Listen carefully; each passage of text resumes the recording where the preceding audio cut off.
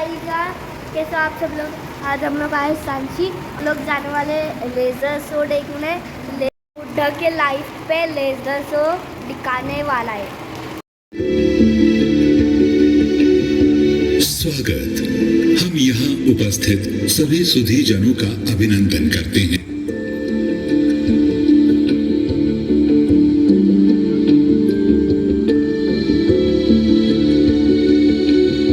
स्वागत। हम यहाँ उपस्थित सभी सुधी जनों का अभिनंदन करते हैं।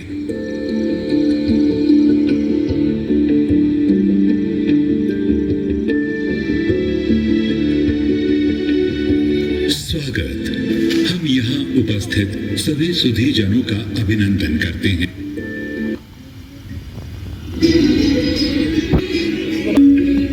अंधकार में प्रकाश, आत्मा का संपूर्ण बोध, मन का संतुलन, सत्य से भेंट, जागृत होने की अवस्था, इन सभी का अर्थ बुद्ध है।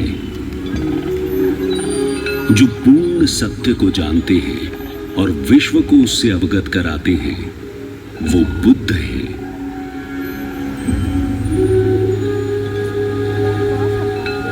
जो सांसारिक दुखों का कारण भी जानते हैं और निवारण भी, वो बुद्ध है। जो ज्ञान की खोज का मार्ग प्रशस्त करते हैं, वो बुद्ध है। जो सबको संरक्षण देते हैं, वो बुद्ध है। जो आदि है, अनादि है, अनंत है, वो बुद्ध है। वो सिंह भी है और चक्रवर्ती सम्राट भी। वो शिक्षक भी है और चिकित्सक भी।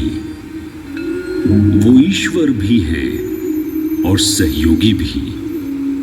वो सिद्ध भी है और योगी भी।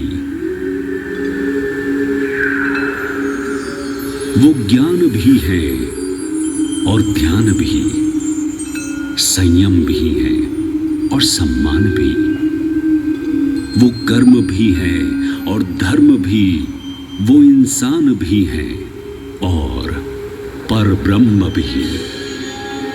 जीवन का जो दृष्टिकोण बुद्ध दिखलाते हैं, उसमें ही चेतना और जागृति का सार समाहित है।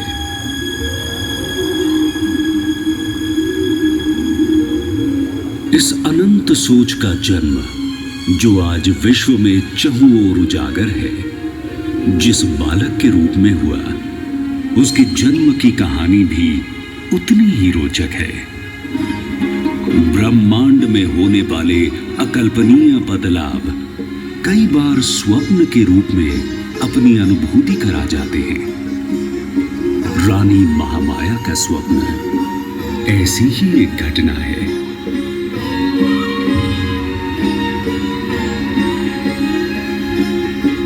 ये बात है आज से लगभग 2500 वर्ष पहले की।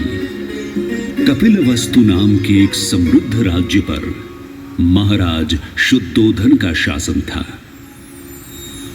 एक रात राजा शुद्धोधन की पत्नी महामाया को एक विचित्र किंतु विहंगम स्वप्न दिखाई दिया। उन्होंने देखा कि 4 देवगण उन्हें उठाकर पर्वत श्रेष्ठ हिमालय पर ले जाते हैं और एक साल के पेड़ के नीचे एक सुसज्जित शैया पर उन्हें लेटा देते हैं। तभी उन देवगणों की पत्नियां आती हैं और महामाया को उसी पेड़ के पास मौजूद अनुतत नामक सरोवर में स्नान करवाती हैं। इसके बाद महामाया को दिव्य परिधान धारण करवाए जाते हैं। तरह तरह के इत्र उन पर छिड़के जाते हैं। दिव्य पुष्पों से उन्हें सजाया जाता है और फिर एक अद्भुत स्वर्ण शैया पर लिटा दिया जाता है। ये दृश्य इतना आकर्षक था, मानो तीनों लोग एक स्वर में किसी अत्यंत महत्वपूर्ण क्षण की गाथा सुना रहे हों।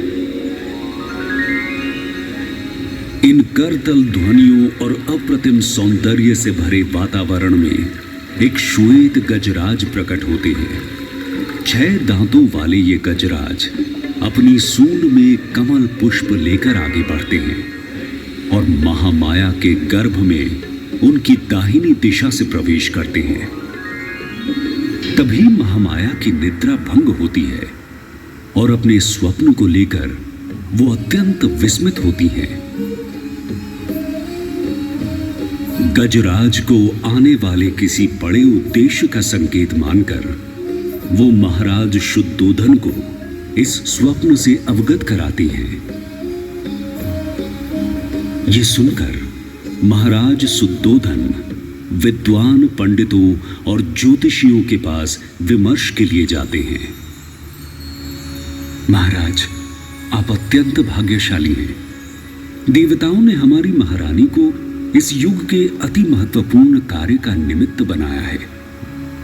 आज से कुछ समय पश्चात महारानी एक बालक को जन्म देंगी।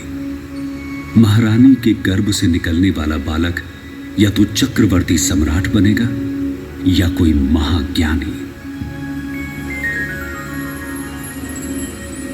अपने प्रसव काल से कुछ समय पहले महामाया ने राजा शुद्धोधन से मायके जाने की इच्छा व्यक्त की। वैशाखी पूर्णिमा के दिन महामाया ने पालकी से अपने जन्म स्थान देवदाह के लिए प्रस्थान किया। रास्ते में लुंबिनी का सुंदर वन आया, जहां उन्हें विश्राम करने की इच्छा हुई। इस वन में सुंदर वाटिकाएं थीं। पेड़ों पर पक्षी चहचहा रहे थे। वायु में पुष्पों की सुगंध फैली हुई थी और चारों ओर प्रकृति का सौंदर्य दिखाई पड़ता था। ऐसे मनमोहक वातावरण में महामाया के गर्भ से सिद्धार्थ ने जन्म लिया।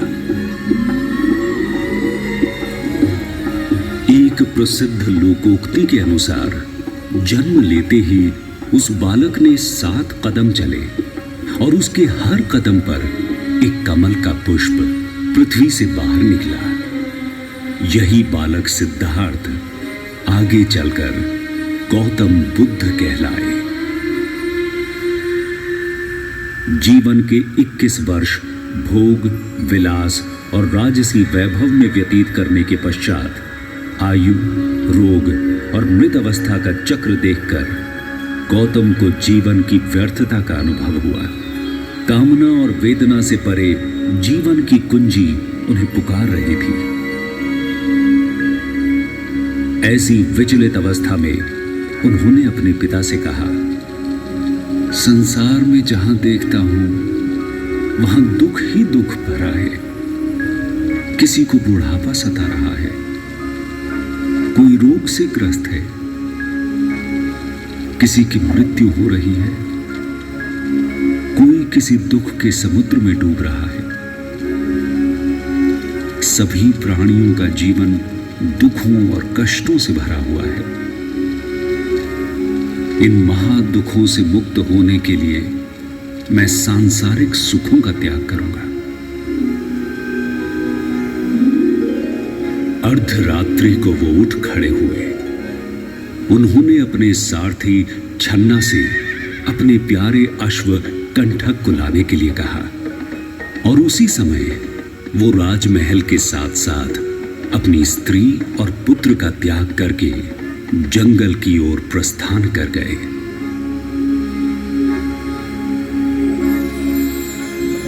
अपनी यात्रा करते हुए उन्हें विभिन्न तरह के अनुभव हुए और प्रत्येक अनुभव उन्हें एक नए दृष्टिकोण की ओर ले जाता था।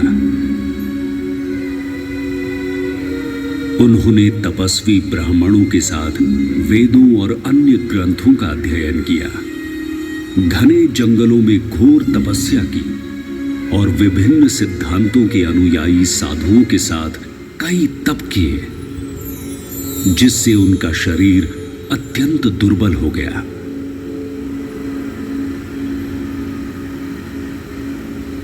परंतु न तो उनकी मन की समस्याओं का समाधान हुआ और न ही उन्हें आत्मिक शांति मिली। अंत में उन्हें यह निष्कर्ष मिला कि पूर्व ग्रहों से ग्रसित न होकर संसार की स्थिति और समस्याओं पर उदार भाव से विचार किया जाए। इसी मार्ग पर चलकर उन्हें हृदय में सत्य ज्ञान की प्राप्ति हुई।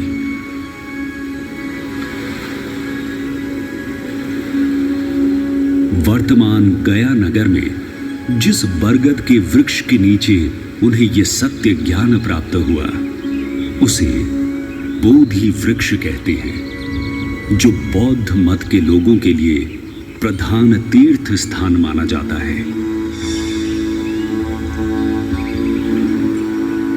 इसके बाद बुद्ध सारनाथ पहुंचे, जहां उन्होंने 5 ब्राह्मण सन्यासियों को अपना प्रथम उपदेश दिया, जिसे बौद्ध ग्रंथों में धर्म चक्र प्रवर्तन नाम से जाना जाता है।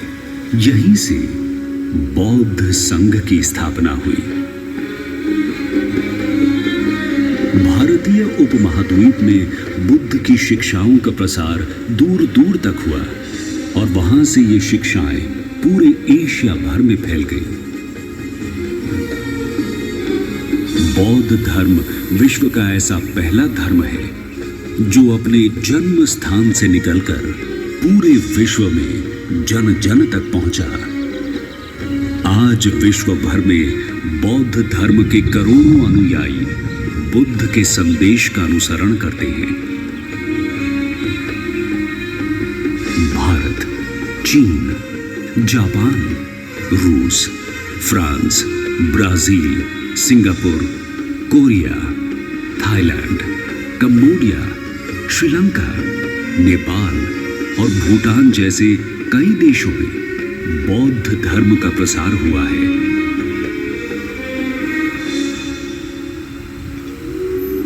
बौद्ध धर्म केवल एक धर्म नहीं, अपितु एक जीवन दर्शन है।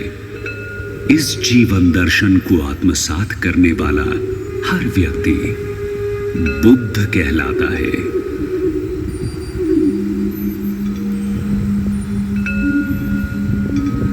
बुद्धं शरणं गच्छामि।